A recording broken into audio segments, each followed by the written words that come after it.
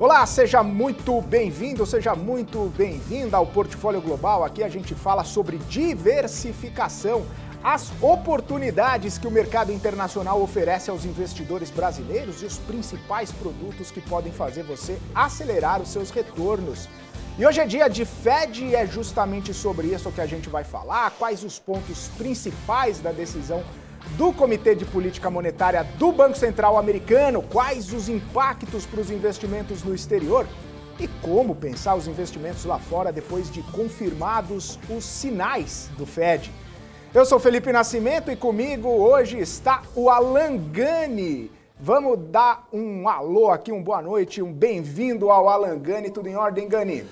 Tudo bem, Felipe. Dia aí de muita volatilidade, o mercado virou de forma inesperada após a decisão do Fed. A decisão não, né? A fala, né? Pois é, Gani, logo depois, né, da divulgação, pelo menos o comunicado, as bolsas estavam reagindo bem. Depois da entrevista do Jerome Powell, aí que sim que elas viraram para o negativo, o mercado acabou não gostando do tom da entrevista. Você acha que o presidente do Fed foi mais duro do que era esperado pelo mercado? Como você viu essa sinalização toda aí do mercado em relação à fala do Powell? Eu acho que o mercado estava ainda com uma esperança de que o discurso pudesse vir um pouco mais tranquilo.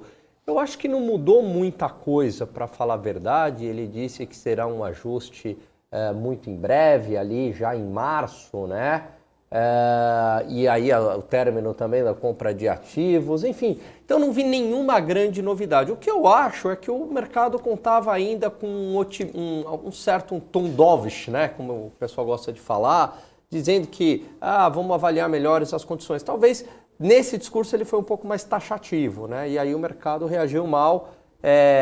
Vai subir juros. Algo, né, que até a gente pergunta, e aí eu também quero fazer essa pergunta para o nosso convidado, até que ponto foi o Fed que mudou o discurso a partir de dezembro ou caiu a ficha do mercado? E isso divide as opiniões. Eu entendo, Felipe, que na verdade caiu a ficha do mercado. Assim, peraí, porque eu não vejo uma mudança significativa do tom do Fed, nem na mudança de inflação, desde o ano passado. Talvez ele tenha sido um pouco mais taxativo, mas desde novembro ele já vinha sinalizando isso. O tom sempre foi esse tom, né? Acho que não mudou. Acho que o mercado acordou que, peraí, aquela bonança de juros baixos, sustentando aí uma série de preços, alguns de maneira meio que artificial, acabou, né? Então agora chegou a realidade aí de aumento de juros. Né? Ô Gani, uma coisa que eu percebi, né? Você estava falando de tom, estava falando do Fed ser até um pouco previsível, né? Ele sempre vai dando o indicativo de por onde que ele vai. A gente lembra desde o ano passado, olha, nós vamos começar o tapering, nós vamos começar o tapering. Aí vai lá, depois de 1, 2 reuniões, começa o tapering. Nós vamos começar a fazer tal coisa, nós vamos aumentar os juros, nós vamos começar a mexer no balanço patrimonial. Enfim, o Fed ele sempre faz movimentos muito calculados e assim, sinalizando ao mercado. Por isso que é importante isso que você falou, será que caiu a ficha do mercado? Porque se é tudo muito telegrafado, como a gente costuma falar, né? Olha, eu vou fazer isso, eu vou por esse caminho, vou começar a mexer. Ele falou mesmo aqui, nós vamos começar a reduzir os balanços de ativos ao longo do tempo de forma previsível. Ou seja, não vai ser agora, a gente vai avisar. Vai falar assim, a gente tem espaço para elevar os juros. Eu vou focar a alta de juros na reunião de março, se as condições foram favoráveis. Ou seja, tá dando todo o indicativo, né? De falar, que vai eu vou para subir. lá, eu vou fazer não sei o quê. E aí o mercado de uma hora para outra parece que fica meio atordoado, né? Parece que tomou um soco que não sabe de onde veio. Exatamente. E ele já deu indicativo ali, né? Eu tô até também procurando aqui uma outra fala que me chamou a atenção, mas como você bem colocou, ele já está preparando, né? E aí de repente, mas a gente não sabia disso. Não, mas ele já está na comunicação dele preparando, vai ter esse aumento de juros. Agora, resta saber, é sempre aquela pergunta, está no preço ou não, né? Me parece, pelos últimos movimentos, que não. Que na hora que subir de fato, opa, vai reagir mal, entendeu? Essa é a impressão que eu tenho, né? Ô Gani, a gente sempre fala aqui que o nosso foco é diversificação, é olhar para os investimentos no exterior. E aí a minha pergunta para você é como é que ficam os investimentos nessa perspectiva de que o mercado parece que foi pego de surpresa, o mercado está meio atordoado, com várias quedas, pelo menos os mercados, as bolsas americanas, os índices americanos. Como que o investidor ele olha para esse cenário e pensa, bom, o que eu faço com os meus investimentos? Mantenho a estratégia, penso em alguma coisa diferente, começo a buscar outro tipo de empresa que não esteja tão atrelada a esse impacto do Fed. Como que o investidor começa a pensar os investimentos globais nesse cenário de alta de juros e de mudança, não mudança de tom, mas de perspectivas de Fed? Essa pergunta é muito relevante, Felipe. Olha, sem sombra de dúvidas, as empresas de tecnologia elas já apanharam muito, talvez possam apanhar ainda mais com essa perspectiva de alta de juros. Uma boa parte acho que já foi para o preço, como a gente vem dizendo, não sei se o mercado é tão eficiente, pode ser que apanhe um pouco mais. Mas tem, eu estava agora há pouco me preparando para o programa, a Amazon já caiu 15% neste ano, né? Quer dizer, não é pouca coisa, uma Amazon está descontada aí em 15%, né? Então, assim, tem ótimas oportunidades, né? Eu até quero, no programa seguinte, aí fica essa promessa, algumas empresas, né, de tecnologia, que eu estou vendo aí algumas oportunidades. Então, é um bom ponto de entrada para empresas de tecnologia, mas não é para você ganhar no final do ano, porque vai ter volatilidade por conta ainda das altas da taxa de juros. Mas procurar boas empresas de tecnologia, eu acho que é uma boa. E agora, talvez, pegar um setor que não seja tão afetado pelos juros, certo? Com uma alta dos juros. A gente pode pensar esses setores mais tradicionais, né?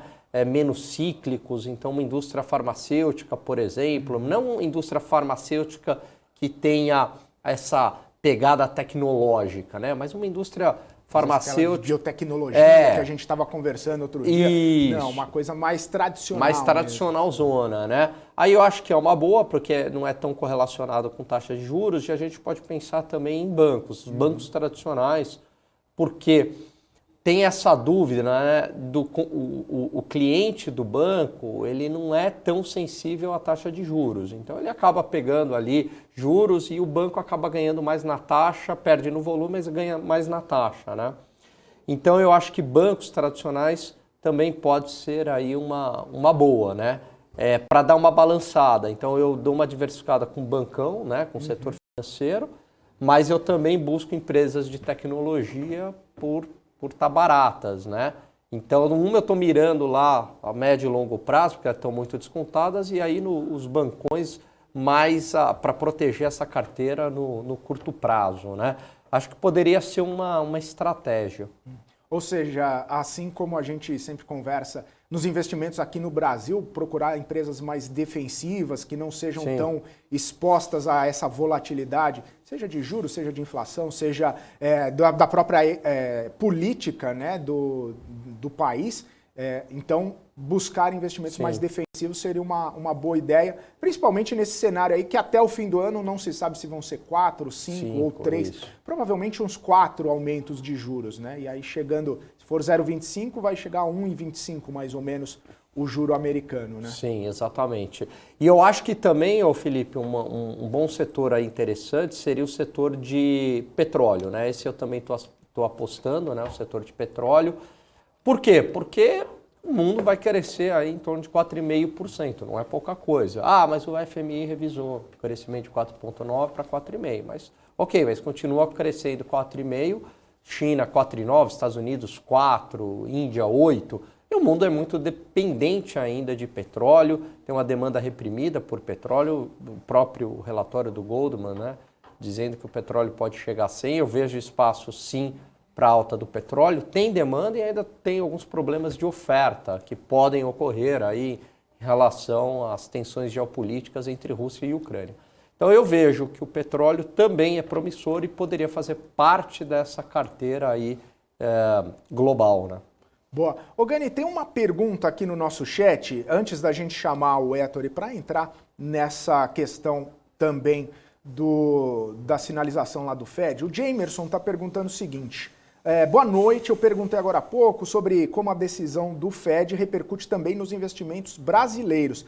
É bom ou ruim para nós? Eu sei que a gente faz essa perspectiva de investimento no exterior, mas tem muita gente que dá uma olhada para o Brasil também. Só para a gente não perder esse gancho, já que estamos falando de Fed, como que você vê esse impacto dessa decisão lá do Fed, Gani? Então, tem algumas leituras, né? A pergunta é boa. A primeira, vamos pensar assim, do ponto de vista econômico, né? Então, aumentando a taxa de juros nos Estados Unidos significa uma desaceleração da economia americana e que os Estados Unidos ele é muito representativo na economia global, então ele acaba afetando essa economia global e o Brasil poderia ser afetado. Essa seria uma possível leitura. No entanto, o que a gente observa, né, e a Bolsa está antecipando movimentos, é que o dinheiro está trocando de mão, o dinheiro está migrando, né? Então, uma alta dos juros aí nos Estados Unidos, é claro que torna o mercado americano mais atrativo, né? Porque o ativo mais seguro do planeta está remunerando mais, então o dinheiro migraria para lá. Mas, por outro lado, como a alta da taxa de juros nos Estados Unidos acaba penalizando a Bolsa Americana, aqueles investidores que estão buscando um pouco mais de prêmio acabam olhando com bons olhos para o Brasil, né? Então, a gente está vivendo um momento, né, onde a Bolsa, que é meio raro isso, a Bolsa brasileira ela está descorrelacionada com a Bolsa americana, porque geralmente estão andando mais ou menos juntos, certo? Então, a Bolsa lá está caindo? Está caindo por quê? Porque as perspectivas de crescimento da economia americana estão menores, porque a taxa de juros está mais alta, então há um reflexo também na Bolsa aqui. Mas a gente não vê esse movimento agora, está muito descorrelacionado. E está descorrelacionado porque esse investidor está buscando um pouco mais de retorno, assumindo um pouco mais de risco. E nessa relação risco-retorno, ele olha o Brasil com bons olhos. O Brasil está muito barato ainda, né? Ainda nos 112 mil da Bolsa, ainda está muito barato. E para o estrangeiro está mais barato ainda, né? Porque em dólar, então, nem se fala. Isso justifica, e a gente consegue entender, essa entrada aí de fluxo, né, de estrangeiros para o Brasil. Então, buscando um pouco mais de retorno aqui, né? Mas em condições normais, um aumento da taxa de juros nos penalizaria, né? Lá falando em bolsa, tá? Mas não é o que está acontecendo agora, não. Maravilha. Gani, vamos chamar então o nosso convidado para repercutir todas essas questões relativas ao Federal Reserve. O Ettore Sanches, economista-chefe da Ativo Investimentos, está aqui com a gente. Ettore, seja muito bem-vindo aqui ao Portfólio Global, um prazer falar contigo. Ô Felipe, como é que tá? Tudo bem? Fala, Alan, como é que estão? Muito obrigado pelo convite aí. Maravilha, tudo ótimo. Ettore, já queria começar falando contigo, porque assim, na expectativa antes do Fed, a gente estava de olho em 3 pontos importantes. O primeiro deles é em relação ao tapering, se ia sinalizar se já ia terminar, se não ia terminar. O segundo, taxa de juros, se vai aumentar em março ou não vai aumentar em março. E o terceiro é quando iria começar, de repente, a redução lá do balanço de ativos, começar a vender os títulos, na verdade. E aí, aparentemente, esses 3 temas foram tratados nesse comunicado, nessa entrevista do Jerome Powell. E nós perdemos aqui o Ettore, pelo que eu estou vendo aqui. A gente não conseguiu, acho que a conexão dele deu algum problema, mas a gente, assim que restabelecer, a gente volta, né? Vamos seguindo por aqui, então, para falar um pouquinho mais sobre essa movimentação. Bom, Gani, vamos seguir aqui a nossa conversa. Também a gente fica de olho no dólar. O dólar é um termômetro assim do que pode acontecer e é sensível a todas essas movimentações. A gente olha para o dólar e também como ele acabou se movimentando, ele deu uma leve subida nesse finalzinho. caindo e apresentou uma leve subida. É também nessa perspectiva que você falou de Bolsa Brasileira que seria penalizado, o dólar também acaba sendo penalizado numa movimentação na política monetária lá dos Estados Unidos. E aí com esse cenário, né, com dólar mais alto, acaba tendo um pouco menos de oportunidades para os brasileiros investirem no exterior, porque o dólar está mais alto, você compra menos coisa lá no exterior, né? Isso entra também na conta quando vai pensar nessa diversificação? Boa, entra. Pelo seguinte, agora, eu acho assim, vamos lá, né? A taxa de juros, né? Quando a gente pensa na taxa de juros, Felipe, lá dos Estados Unidos, ela subindo, o mercado está antecipando o que está acontecendo. Vai aumentar o fluxo, vai aumentar a demanda por investimentos lá nos Estados Unidos. Então vai aumentar o quê? A demanda por dólar, o mercado antecipa, o dólar já subiu. Olha que interessante, o dólar mais caro para a gente é o dólar, significa que é o real barato para o estrangeiro. Então isso faz também com que o Brasil se torne barato, né? E se ele entender que o Brasil tem aquilo que a gente está falando, tem boas oportunidades, ele vem para o Brasil. Agora, é claro que isso acaba afetando, né? O dólar não deveria afetar, mas acaba afetando para essa tomada de decisão de fazer essa diversificação global.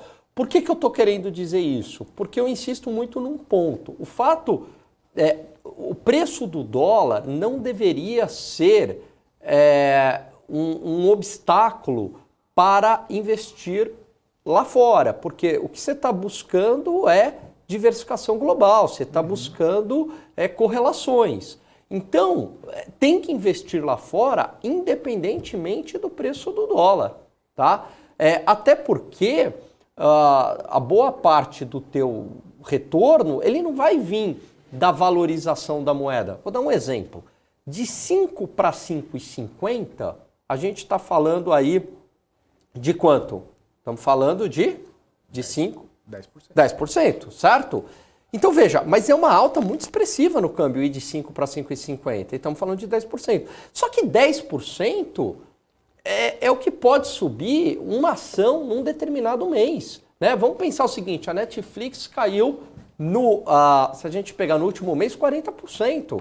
Né? Vamos imaginar que foi um movimento exagerado e que tem tudo para a empresa voltar, você já recuperou, né, do dólar ter ido lá de 5,50 para 5,60, sei lá, algo do tipo, bem pequeno, você já recuperou. Mas é impressionante como o investidor, ele acaba se apegando muito mais à variação do dólar em relação à valorização do preço do ativo. E muitas vezes essa valorização do preço do ativo vai fazer com que essa perda que você teve no dólar vai ser muito pequena, né? Então por isso que eu insisto muito nesse ponto, a não ser que tenha uma maxi desvalorização, tá? Mas não é o caso. Então eu insisto muito nesse ponto de que busque investimentos lá fora por duas razões. Primeiro, porque tem boas empresas oferecendo retorno. E a segunda, por conta do risco, para buscar essa correlação, né? Então, se o Brasil comece bem, tudo bem, está indo mal lá fora, as coisas acabam se compensando. Se o Brasil comece mal, possivelmente também isso vai se refletir no dólar de alguma maneira, e aí você vai ganhar com a valorização do dólar, mas também, possivelmente, também com uma valorização do preço do ativo, né? Pois é, tem que colocar na balança aí, né, Gani? E também o que o pessoal sempre fala, né? Ter uma estratégia de investimentos, sim, fazer a diversificação, não procurar oportunidades no Brasil, mas também se expor lá fora, porque a gente fala muito aqui do Brasil com esse cenário de volatilidade, eleição esse ano, sim. Então tem que ter uma forma de se proteger. Mas a grande questão que eu queria fazer para você também, Gani, porque é o seguinte, a gente estava falando de 3, 4 aumentos de taxa de juros, então é uma coisa já que está meio na conta, embora o mercado tenha sido pego de surpresa, né, como você falou, com essas movimentações do FED, mas já está meio que contratado, são 3, 4 ou até 5 altas de juros, então a gente sabe mais ou menos o teto que vai acontecer, depende, claro, de toda a conjuntura, porque o Powell falou de geração de emprego, falou a questão da Covid, que está muito presente, né, na economia dos Estados Unidos. falou também de inflação, que quer voltar a inflação para os 2%, que acha que é possível. Enfim, vai fazendo toda essa movimentação. Enfim, se está contratado, o mercado não vai ter muita volatilidade, mas a gente viu essa volatilidade agora há pouco, nesses últimos dias, nessas últimas semanas. E aí o investidor, muitas vezes ele fica se perguntando, fala, poxa, se eu estou exposto a uma volatilidade lá fora também, talvez não eu devesse dar uma esperada para ver o que vai acontecer. É um movimento ruim para o investidor esperar? Seria melhor sempre começar a se expor, sempre fazer um tipo de exposição? Ou é melhor, vamos ver o que vai dar, igual aqui no Brasil, vamos ver o que vai dar essa eleição, depois a gente vê o que faz. Esses movimentos de espera, de aguardo, de ver o que vai acontecer, tira muito do retorno? Pode ser uma boa pedida, pode ser uma boa estratégia ou não? Então, pode ser uma boa estratégia desde que esse tempo não seja muito longo. Porque assim, eu vou esperar o término das eleições aqui. Possivelmente já foi tudo para o preço, né? Agora vamos pegar o caso de agora, muita volatilidade, essa decisão do Fed, preciso ter um pouco mais de clareza. Vou esperar um pouco, né? Netflix, por exemplo, que caiu bastante, né? Vou esperar mais uma semana para ver o que vai acontecer. Ok, né? Tudo bem. Agora, o ponto é, se a gente espera bastante, a gente perde um timing, né? Veja o que foi a alta da Bolsa desde o início do ano. A Bolsa subiu 12% praticamente. Teve a festa dos 100 mil e agora a festa dos 112 mil, né? Então, assim, também esse esperar muito tem que ser com cuidado. É lógico que esperar, eu posso entrar num ponto de entrada mais caro, mas tudo bem, mas eu não queria correr aquele risco, eu não sabia o que ia acontecer, né? Porque depois que passou, fica fácil, mas naquele momento eu não estava afim. Mas também o esperar muito, e eu acho que essa é a arte, né?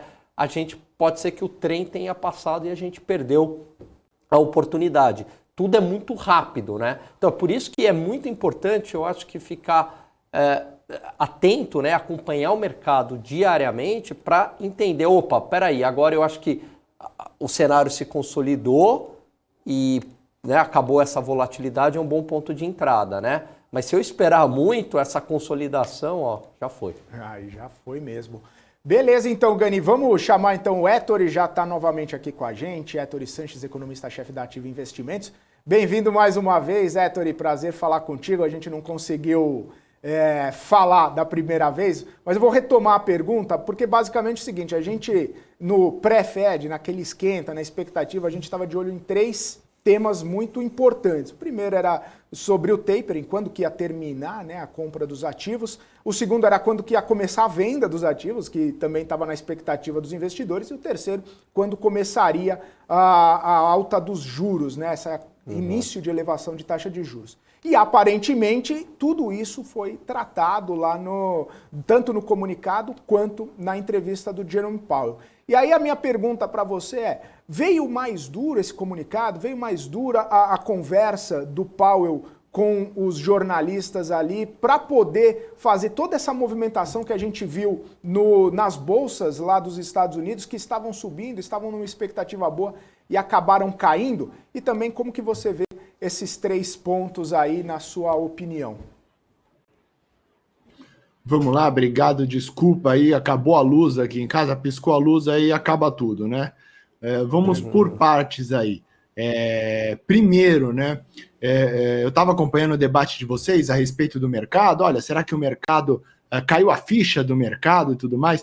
Na verdade, eu acho que o mercado ele estava duvidando do hawkismo, do quão duro a autoridade monetária poderia ser.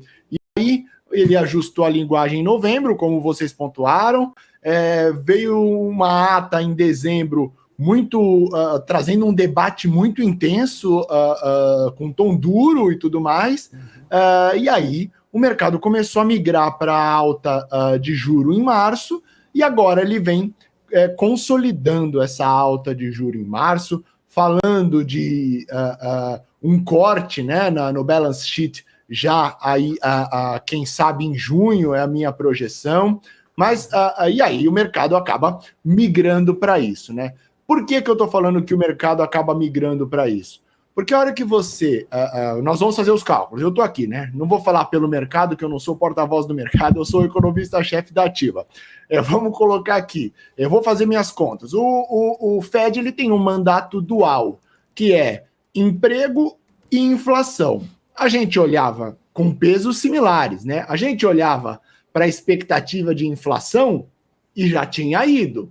Logo, o Banco Central americano estava esperando uma convergência do emprego. Então, vamos olhar para o emprego. E o desemprego começou a cair. Começou a migrar para o pleno emprego. 4,5, 4,3, 4,2. E eles ainda mostrando insensibilidade a isso. A inflação já tinha rompido a sua meta por muito. E o emprego, eles estavam buscando a convergência do pleno emprego. E aí o mercado falou, bom, então eles só vão olhar para o emprego. Quando foi novembro, dezembro, eles falaram, não, atingimos a meta de pleno emprego. O que sobrou? Uma inflação muito além do horizonte. E aí você começa a falar, bom, será que ele vai combater essa inflação mesmo? Deixa eu reequilibrar o meu modelo aqui, deixa eu mudar os pesos, a ponderação do meu modelo para voltar a ser uma função-reação da autoridade que vai considerar a inflação. Não é mais uma inflação transitória, os núcleos do PCI já estão avançando, as expectativas de 22, de 23 já estão para além da meta estabelecida, ali o 2%, mesmo considerando uma média ajustada pelo ciclo econômico e tudo mais. E aí o mercado começou a vir e está reajustando. Não coloca tudo no preço porque eles já negligenciaram em outro momento essa dualidade do mandato, né? Então vamos ver, eles não vão ser tão intensos, porque se fosse depender da regra efetiva com um peso meio a meio, você teria que estar com a Fed Funds Rate já muito para cima, muito mais restritivo, e esse balance sheet num patamar muito mais baixo. E aí o mercado começou a puxar.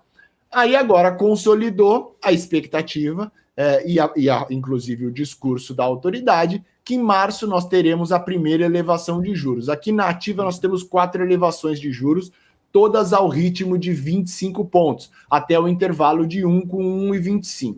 Legal, vamos ver como é que vai se dar o tapering. Já seria prudente ele falar o quê? Olha, vamos parar com esse de injetar capital, porque nós estamos falando em subir o juro, a gente tem que parar de injetar capital. Nós estamos falando em retirar estímulo, temos que parar de colocar estímulo. Só que eles iam parar de maneira abrupta, faltando 2 meses para encerrar essa injeção, não é o que preconiza a boa política monetária. E foi isso que ele veio falar, olha, seremos cautelosos, até emitiram uma nota de como que o balance sheet vai ser reduzido de maneira gradativa, sem surpresas e tudo mais. Isso, na minha avaliação, a mensagem, evidentemente, é sobre o balance sheet, mas também sobre a condução da Fed Funds Rate. Ele vai subir o juro de maneira bem gradativa, ao passo de 25, que é evidente que tem um viés de análise por conta do meu cenário, né, de 0,25, mas não acho que ele vá subir ao ritmo de 50.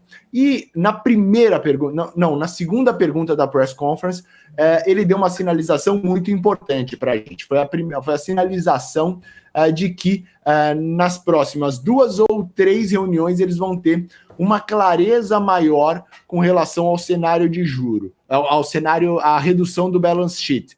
O que significa isso? Significa que na reunião de março eles podem fazer a elevação de juro.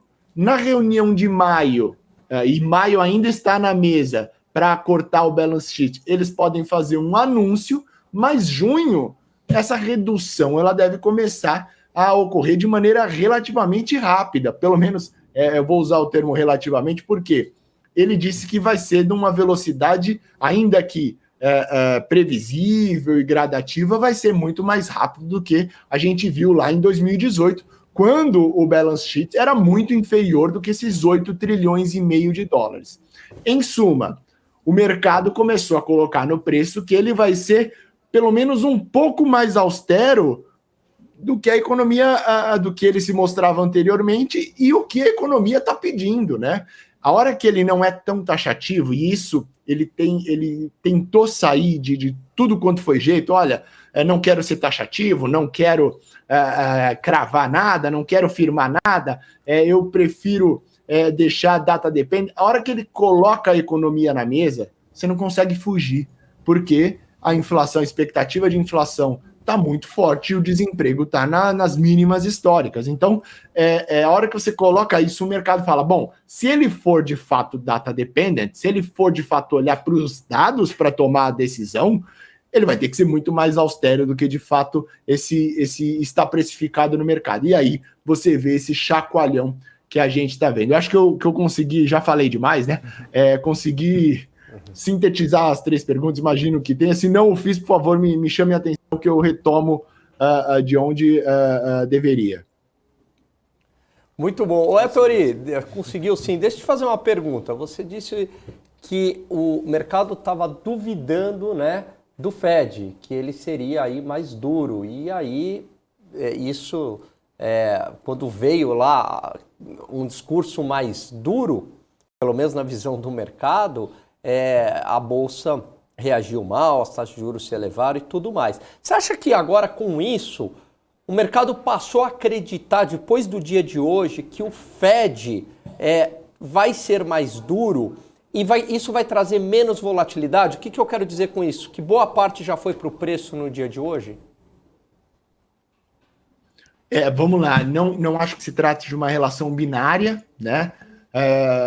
Há 3 meses atrás, o Fed falava em inflação transitória, né? Então, assim, e todo mundo falava, gente, já não é mais transitória, nós estamos com 7, 8% de inflação. Estados Unidos nunca viu isso, não é mais transitória. Aí ele abandonou o termo, mas ainda falava, pode ser que o choque seja revertido. Aí ele foi abandonando, falando, não, está sendo mais persistente do que a gente imaginava. E aí ele trouxe o emprego, o pleno emprego, ou seja, ele foi somando ali algo que estava todo mundo já olhando. A inflação descontrolou e o emprego está muito forte, né? Nós estamos tendo aí payroll um atrás do outro, com taxa cadente e taxa de participação lá em cima, né? E aí o mercado foi reprecificando isso. Não acho que a volatilidade vá diminuir, tá? Até porque nós estamos com um volume de liquidez gigantesca na economia, não é só dos Estados Unidos, né? Qualquer movimentinho, ele é extremamente exacerbado porque você faz uma migração gigantesca de recursos. E aí você acaba tendo preços sendo alterados por conta disso e a volatilidade é muito grande. Eu acho que ainda falta para o Fed... falta rockismo, vamos colocar dessa maneira, para o Fed. Eu ainda acho que eles precisam reestabelecer uma credibilidade no a meta. Por quê? Porque a gente olha uma convergência só a partir de 2024. Ou seja, aonde o Fed tem potência de política monetária, 22 e 23, o mercado está falando, o mercado não, né? Os economistas, as expectativas dos economistas estão falando, olha, ele não vai fazer, ele não vai conseguir cumprir, ele não vai buscar essa convergência, ele não vai sacrificar empresas, ele não vai sacrificar empregos em detrimento dessa inflação, como preconiza, né? A Colby Douglas, né? A ponderação da regra de Taylor, ela traz pesos equivalentes para o mercado de trabalho, para o desvio do mercado de trabalho e para o desvio da meta de inflação, né? E você ajusta isso o tempo todo, né? E isso se dá através da linguagem, da comunicação e das ações, né? Então, o mercado ele está voltando a ponderar gradativamente a inflação na função reação do mercado, do Fed. Agora, eu acho que ainda falta um pouquinho, porque a autoridade está deixando a desejar no controle inflacionário aí.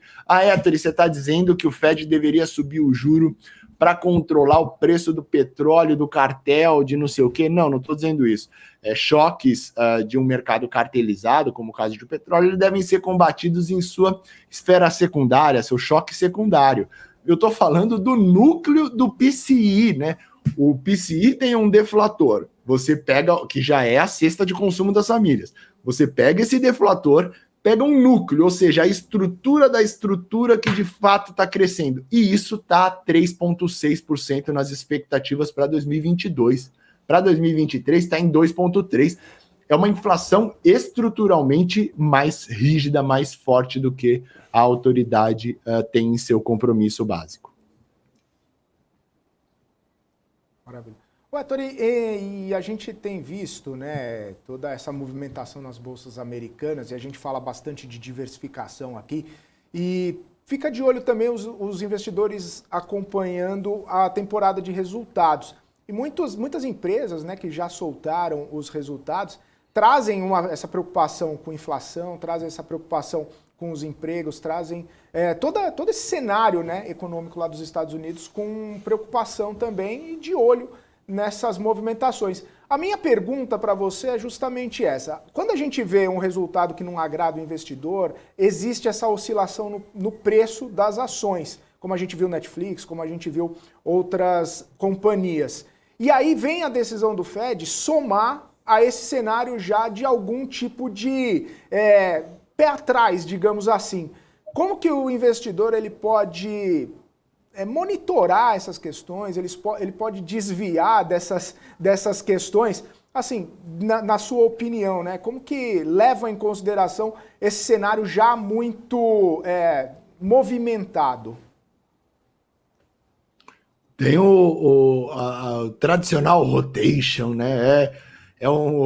Quando você entra num processo de elevação de juros em função de uma atividade econômica pujante, é natural que as empresas que se fortalecem com um ciclo econômico mais forte tenham resultados melhores e acabem performando melhor. Aí o juro começa a subir, né? O Gary falou disso agora há pouco, né? Ele falou exatamente isso, né? A hora que o juro começa a subir, você mata a atividade econômica exatamente para controlar a inflação. Você mata, não, vamos colocar, restringe, né? É muito mais sutil. Você restringe a atividade econômica, e aí empresas defensivas, como o banco que ele citou, um banco grande, elas acabam performando melhor. Você acaba vendo o rotation nesse sentido. Então, assim,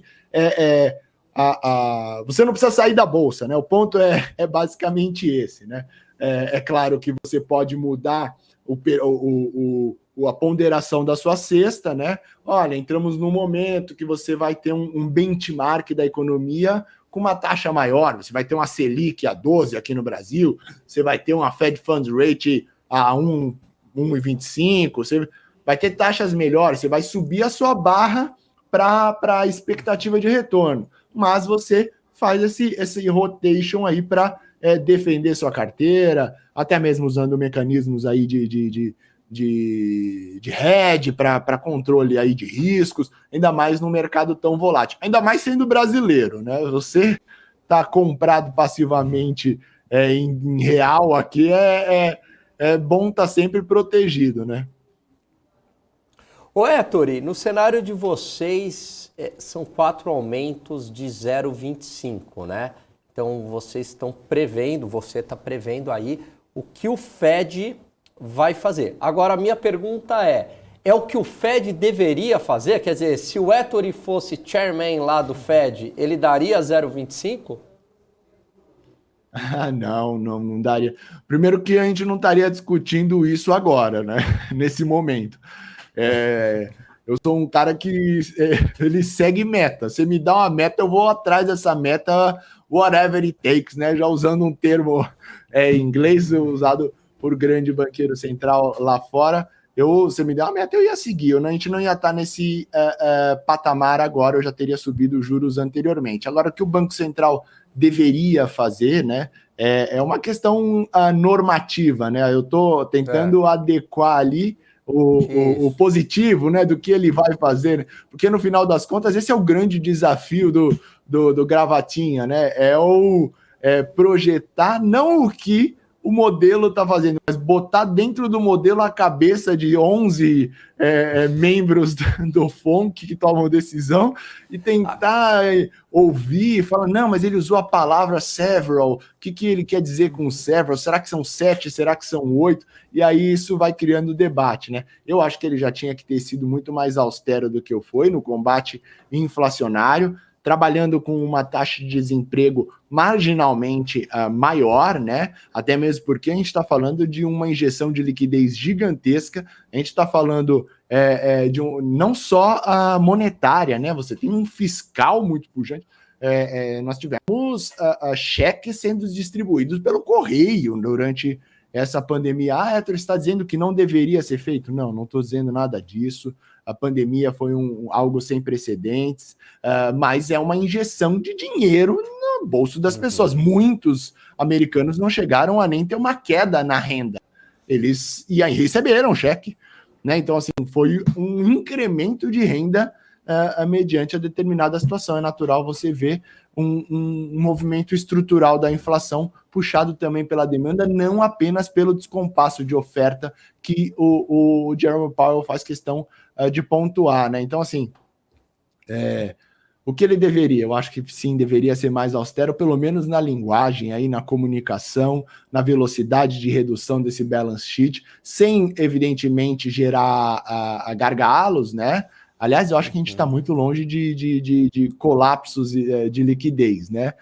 Mas monitorando ali o Ripple, as taxas ali do overnight, que já deram problemas em outros momentos, anotar na agenda, colocar um lembrete no Outlook aí quando tem vencimento de opções e futuros tudo junto, né? Porque esse foi o problema lá na cabeça do terceiro trimestre de 2019, se não me engano, que a taxa bateu 10% numa noite, né? Porque não tinha liquidez, aí ele botou lá o crescimento vegetativo do balance sheet. Bota isso aí na agenda e vão monitorando, reduz de maneira mais intensa aí, né? Sem ser leviano e sem desmerecer o trabalho da autoridade, altamente competente para fazê-lo, viu, gente? Tudo bem. Dá mais tempo, mais uma, Felipe? Não, então, fica à vontade. O Ettore pergunta, esse aumento dos juros, qual que é o mecanismo que ele usa? Ele vai, na verdade, vender títulos públicos e tirar, como é feito aqui no Brasil, para subir o Fed Fund Rate? É esse o mecanismo?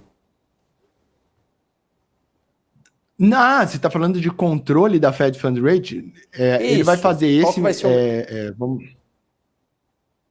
ele faz isso no curtíssimo prazo, mas são mercados distintos, né? Vamos por partes, sim, né? Igual aqui no Brasil, você faz a injeção de recursos para fazer esse controle de taxa. O balance sheet, né? E aí por isso que existe uma equivalência, com prazos mais dilatados, você também faz esse processo, né? Antigamente se dizia que 100 bilhões de dólares de volta para a economia era equivalente a 1/10 de elevação da taxa, né? Era mais ou menos isso. Então, um tri era equivalente a uma alta de juro, né? Então, na hora que o 8,5 virar 7,5, seria como se o 1,25 virasse 1,25, 1,5, né? Em termos de liquidez, porque você de fato está tirando recursos da economia. O mecanismo de controle de convergência é similar. Tá. Maravilha. Ettore, só quero agradecer sua participação aqui com a gente. Obrigado por estar aqui, esclarecer esses aspectos, esses pontos aqui para a gente. Pedir para você deixar suas considerações finais aqui, por gentileza. Eu só tenho a agradecer, sou espectador do canal, debate de altíssimo nível. Sempre que vocês chamarem, estarei à disposição aí. Muito obrigado, um forte abraço. Obrigado, abraço. Valeu, Ettore, obrigado, um abraço para você. Esse foi o Ettore Sanches, economista-chefe da Ativo Investimentos. Então, deixa eu chamar o Gani aqui para minha tela para a gente ir para a reta final do nosso portfólio global de hoje, trazendo essa movimentação do Fed, né? Entrevista com Jerome Powell e tudo o que impactou nos mercados, principalmente lá nos Estados Unidos, nas ações, nas empresas e também nas estratégias de investimentos, devido ao cenário que a gente tem ao longo desse ano. Gani, conta pra gente aí essas considerações finais, amarrando tudo isso que a gente debateu nesse nosso programa. Eu acho que o Ettore trouxe aí um ponto bastante importante, né? Quer dizer, o mercado estava pagando para ver, né? Vai vir aquele discurso mais morno e tal, muito embora, na minha visão, eu acho que o Fed já tinha dado algumas sinalizações, mas o Ettore colocou muito bem, né? O mercado estava pagando para ver, pagou, né? e falou assim, né? O dono da bola falou, você está duvidando que eu vou embora aqui do jogo e levar a bola? Então é isso que eu vou fazer. Ele ameaçava e agora, de fato, ele fez. Mas isso, né, que trouxe aí muita turbulência no dia de hoje, não tira, eu acho, que os fundamentos das boas empresas, tá? Então a gente às vezes acaba dando um peso muito grande para a macroeconomia. Evidentemente que a macro afeta, né, numa análise top-down, mas você tem excelentes empresas que vão continuar e que vão continuar apesar de ciclos restritivos ou com ciclos de expansão. Eu acho que é um momento que dá para a gente pensar na carteira, como a gente começou o programa de hoje, é um aumento de juros no curto prazo, então eu vou fazer essa rotação para bancos, por exemplo, né? Mas também pensando em posições de longo prazo de empresas de tecnologia que se tornaram bastante baratas. Abriu talvez aí uma janela de oportunidades. Maravilha, então, Gani, valeu, até o próximo programa, um abraço para você. Tchau, tchau. Até quarta que vem, valeu. Valeu, é isso aí, pessoal. Esse foi o Portfólio Global. A gente vai ficando por aqui, todas as semanas trazendo as novidades sobre investimentos no exterior, diversificação e também as oportunidades no mercado internacional. Forte abraço, vou ficando por aqui. Tchau, tchau.